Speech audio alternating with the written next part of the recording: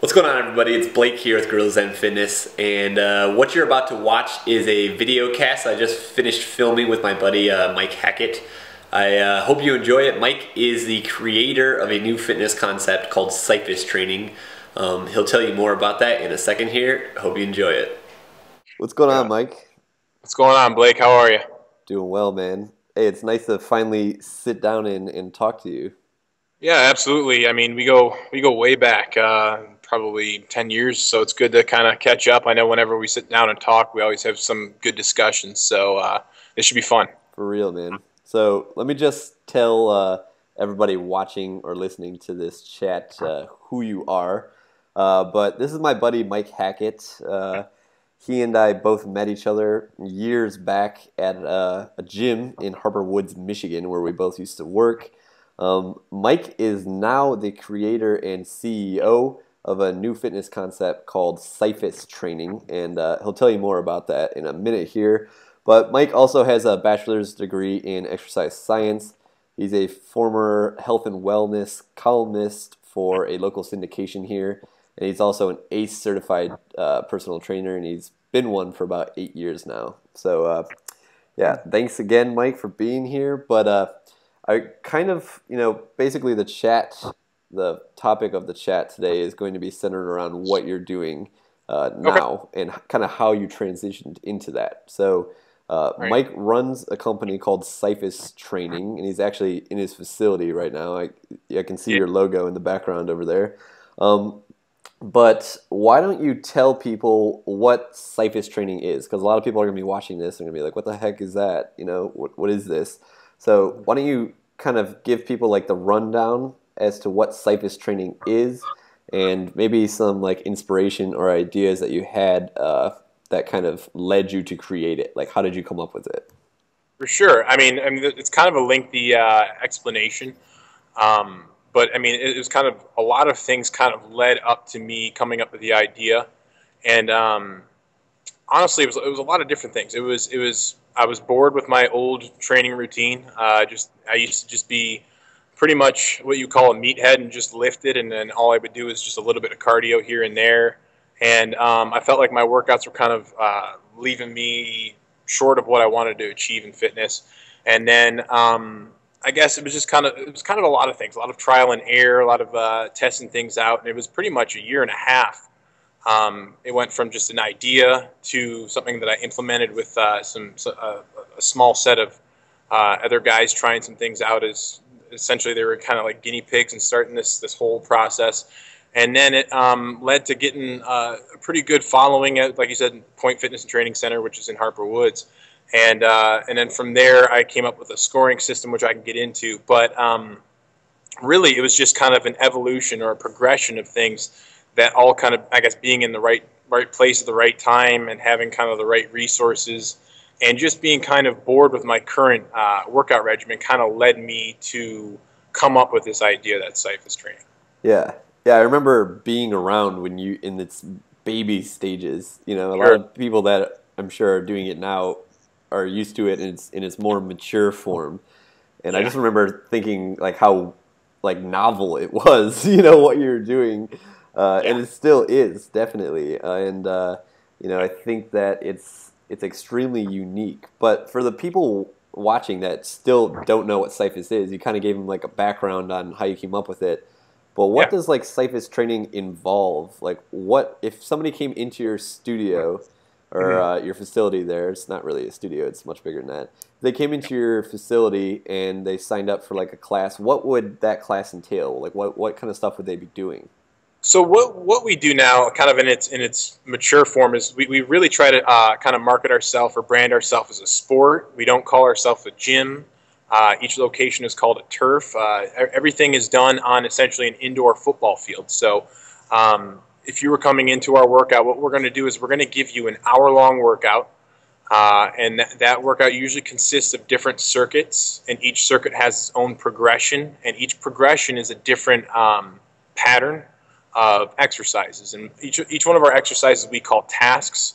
And all of these tasks require you to go from one end zone to the other end zone and back. So we have over 400 different exercises, and a lot of them are very, very unique or very non-traditional.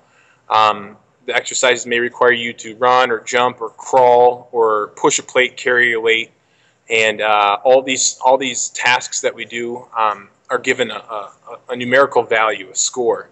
And then based on how many exercises you do in that hour, you're given a score from 0 to 1,000, and it's very much like a fitness credit score or a fitness IQ.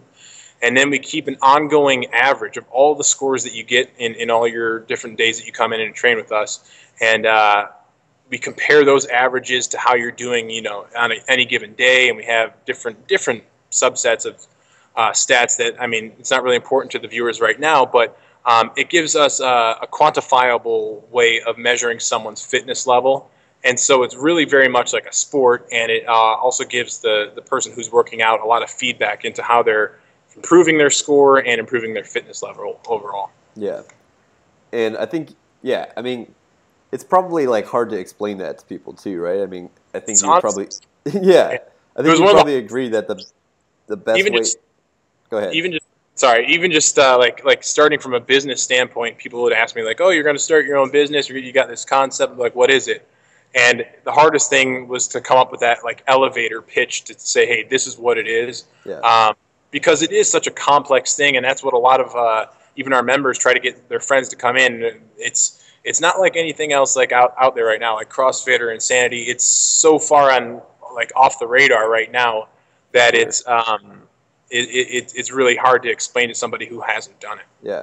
So with that being said, probably the best way to actually, get an idea of what it is, aside from your description of it, is either do it, or right. You also have like footage on YouTube and on your website, right?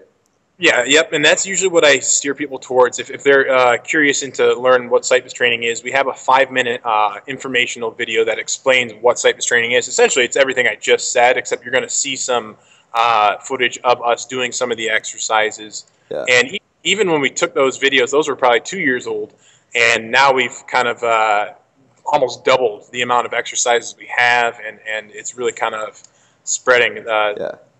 It's limitless, the things that we can do with our method of training. Yeah. So I kind of wanted to talk about the technical side of like what you do. I talked to you about this a little bit the other night, but a lot of your exercises are like in the quadruped position, right, or the triped position. Yeah. I don't even know if triped's a word, but I use that when we were going through emails, and it's like we do a lot of things, crawling on the ground, crawling with maybe both hands and one leg, forward and reverse. We do a lot of sideways crawls. We actually have about 35 different crawls that we utilize. And some of those crawls, that's not even counting the ones that we use our plates with. So I guess I should have said it in the beginning, all of our exercises are done with either just your body weight or a weighted plate. So girls usually use a 25-pound plate. Guys usually use a 35 or 45-pound plate. And we do have 55-pound plates that we create too. So what we do is we manipulate the plate by using our body, and sometimes we'll drag the weight, sometimes we'll do a different type of throw. It's not really a throw, but it's almost like a drag. So we do all of these different crawls, and using like a 45-pound plate for resistance makes it that much more challenging. Yeah. So I've never actually even done Syphus training, which I know I've seen it, but yeah. Yeah, I know. I've always, I always like say that I'm going to do it, and then I don't know, something comes up, and I don't want to. I just don't do it. But I think that, I mean, I've observed it for a long time. Ever since basically its inception at Point Fitness, and then I've still watched your footage now, and just seeing the movements that you and the other Syphus trainers make is very interesting to me. So, I've done a lot of research actually on like infant development and how, going through certain stages of infancy actually predisposes you to certain things as an adult.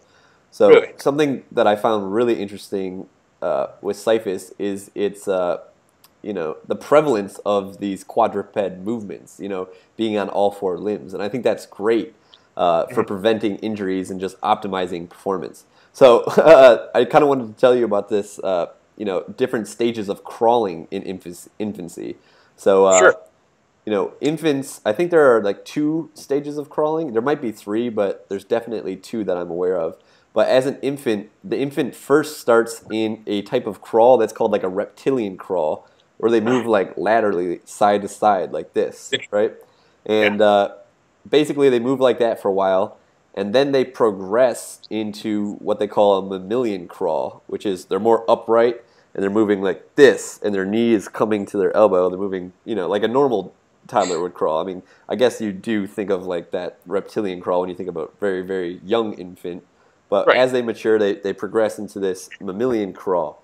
And in that crawl, they're learning how to integrate their arm bone, their humerus, with the rest of their spine and their hips and their scapula, right?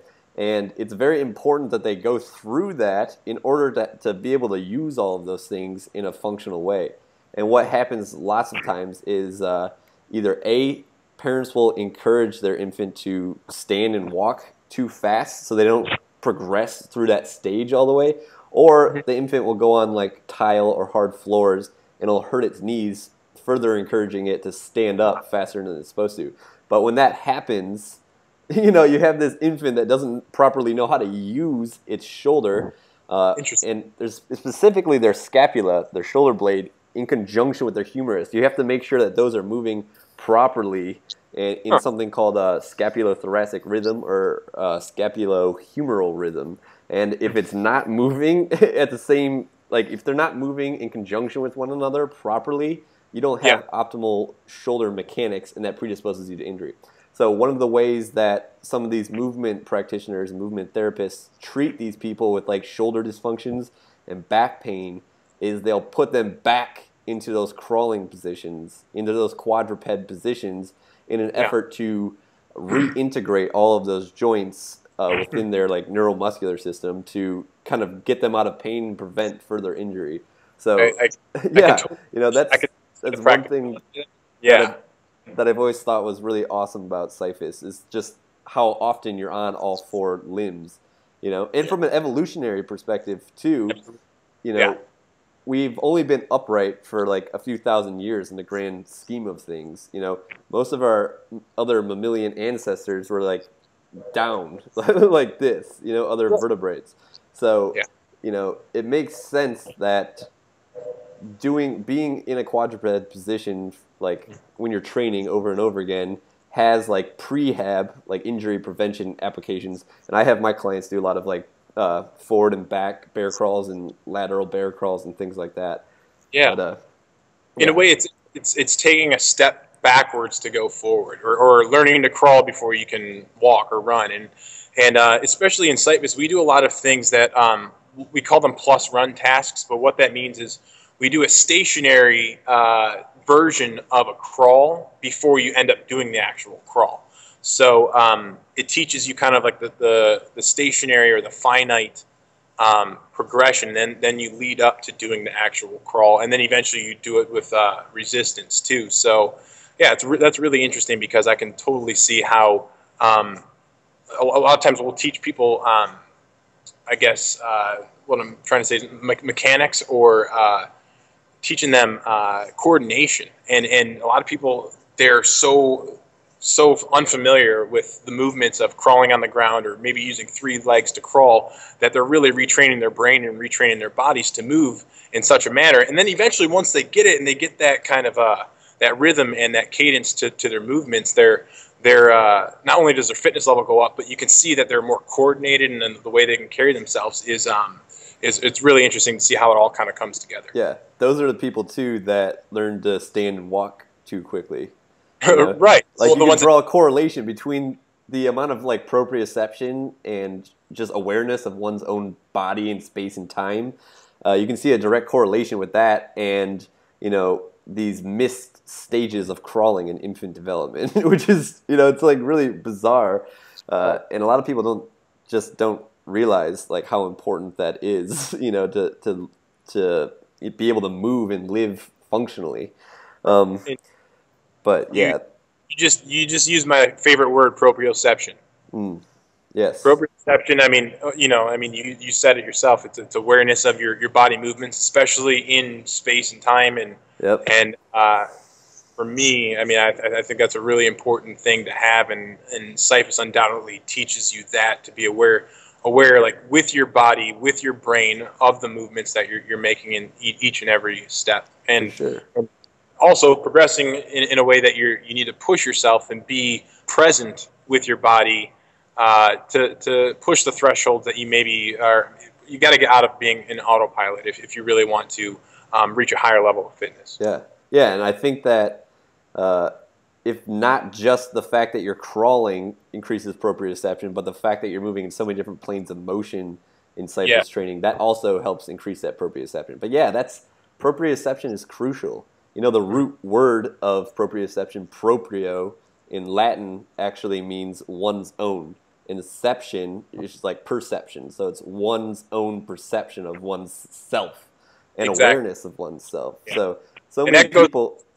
Just exercise, but yeah. Yeah, there's this really awesome like movement practitioner / gymnast / bunch of crazy stuff. I don't even know what he calls himself, but his name is Ido Portal. He's lost you there for a sec. You there? I got you. Yeah.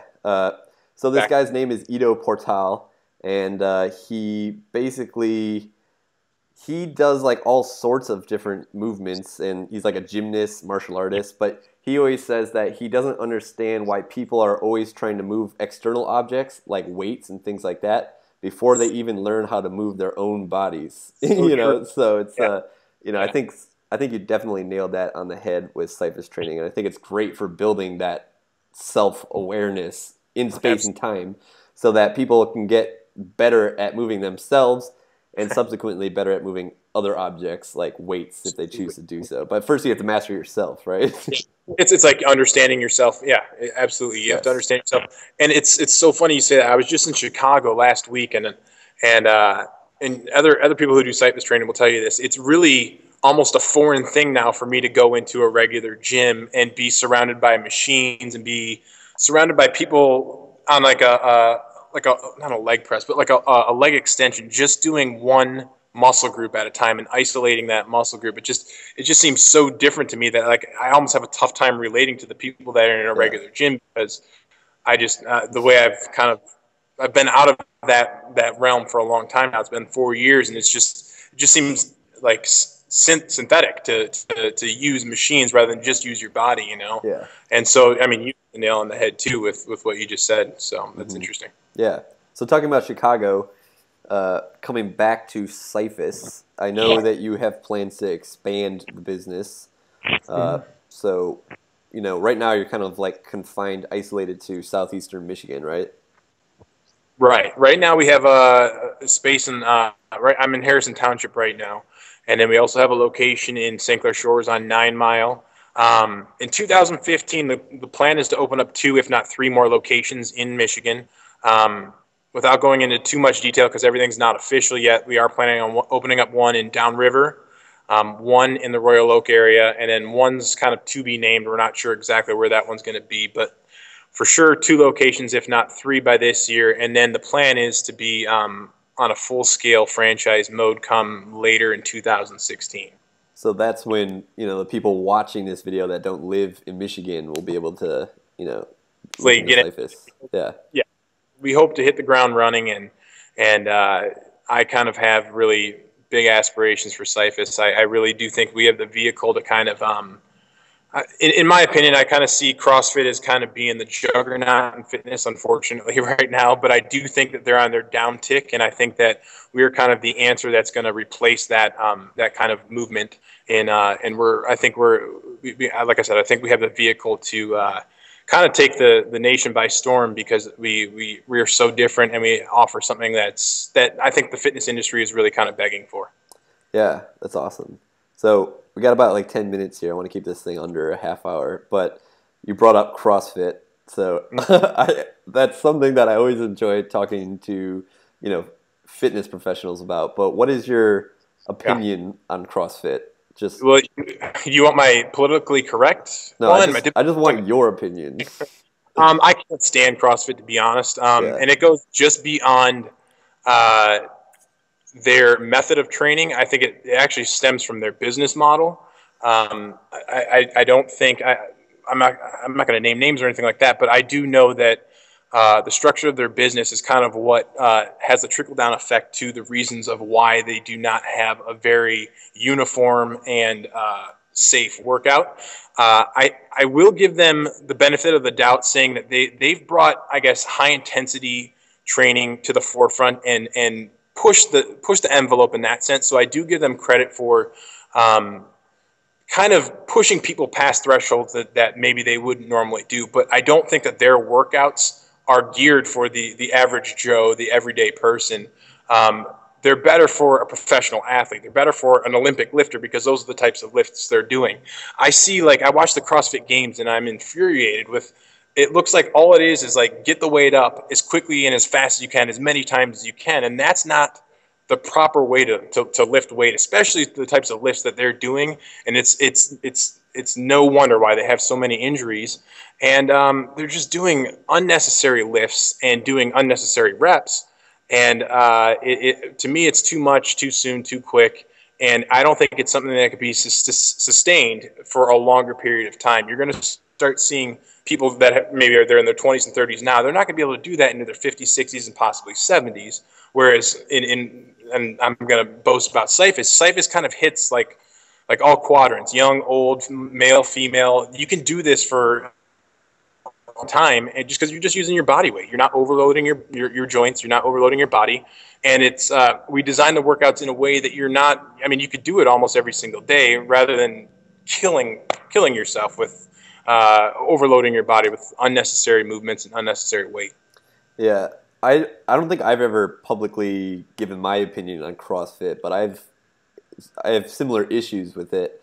I didn't say this, all right, this is not my phrase, but I heard somebody else say this, but anytime you combine a stopwatch and like a barbell with weights, it's not a good combination. So if you're performing strength exercises and you're trying to like cram reps in a confined amount of time, that is not good. You know, if you're prioritizing, repetitions over, joint mechanics and form, then you're going to really screw yourself up. Like you said, you're not going to be able to do that forever. And yeah, I guess my second issue is, like you said, I think that the exercises and the style that they train in is more appropriate for somebody that is an advanced athlete already. Some athlete that already has that proprioception that we were already talking about to a high degree, an athlete that has good biomechanics, good posture, in other words. Like, they have to have a lot of things going for them, and they have to be almost in perfect condition to be able to do that in a safe manner. If they're not doing that, if they don't have that proprioception and they don't have perfect biomechanics and posture, then they're really just blowing through those connective tissues in their joints, and they're not gonna be able to do that for very long. Like you said. So yeah. Go ahead. I think that CrossFit did do. I mean, it brought the term like functional training more into like the public consciousness, I guess you could say. So it has that going for it, and I do think that certain like Olympic lifts are very, very good, like power cleans and snatches and things like that, as well as their their use of like gymnastics rings and things like that. I think that's kind of cool. But yeah, I think it's probably done more harm than good for sure. For the reasons that we've just discussed. So if you have the right trainers and the right person overseeing you, that's great. But I think they kind of rush their training protocols in getting their trainers to open up more boxes or more facilities, and rather than actually slowing down and paying attention to the product that they're offering. Yeah, 100% agree, man. Well, Mike, I think that now is a good time to probably end this conversation so we don't cross that 30-minute threshold. It's been awesome talking to you, man. We're going to have to do this again sometime. Definitely. I would definitely love to talk more about it. I mean, there's, like I've told you before, there's a million things that we could talk about. We could go on different tangents, I'm sure. And I hope we can definitely do this again, because I think that you and I both kind of have similar philosophies in training and just different outlooks on fitness and life in general. And I think would be fun to be a recurring guest, hopefully. For sure, man. So where can everybody reach you at if people are watching this video and they're wanting to learn more about Syphus? You can go to syphustraining.com. We spell it SYPHUS training.com. There you'll find videos, you'll find our schedules, or go to our Facebook pages and look us up there. We have different ones for our locations, and you can get a lot of information on the websites. Sweet. All right. Hope everybody heard that. I'll put a link in the description down below, to probably Syphus Training's Facebook page, YouTube account, Twitter, his website, just so you can, check that out if you want to do some more research. And yeah. All right, Mike. I will talk to you soon, man. All right. Thanks a lot, Blake. Take care. All right. Later, man. There you have it. I really hope you enjoyed that video cast. If you did, then give it a like, and if you haven't subscribed yet, go ahead and do that. If there are any people that you want to see me interview, I am definitely up for suggestions and recommendations there. So if you want to see somebody on the video cast that I haven't had on yet, which is not very many people, I've only had 2, go ahead and leave your recommendation in the comment section down below, and I'll reach out to that person. All right, talk to you next time.